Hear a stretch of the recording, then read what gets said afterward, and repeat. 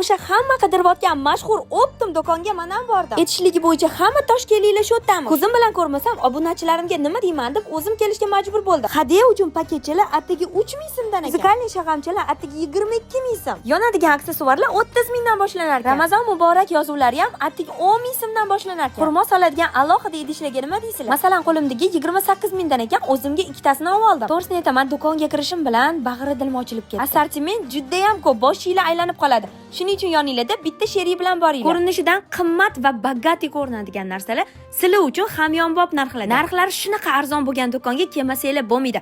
Hoziroq eringlarni eritishni boshlanglar va ertaga metroga o'tirib shunday Aishaxonga kelinglar. Yangi yilda archani bezatish esimizdan chiqmaydi, lekin yilda bir marta keladigan Ramazon oyi uchun dasturxon bezatish kimlargadir sal og'irlik qiladi. Aynan sizlar uchun bozorga borib oyoqinglarni og'ritib o'tirmanglar. Narxlari hamyonbop va assortimenti juda ham ko'p bo'lgan joyi topib. Mayli, bizani bolaligimiz o'tdi, lekin farzandlarimiz uchun Ramazon qanaqa muborak oyligini bildirishimiz kerak. Bu do'konda faqatgina aksessuar emas, dasturxonlar, raynerlar, hadya va sovg'a uchun mo'ljallangan idishlarni ham topsanglar bo'ladi. Kelib ko'rsatib berishmandan kelib xarid qilish sizlarda. Manzil Yunusobod Shahriston metroni shunday yonginasida Aishka Home ichida joylashgan.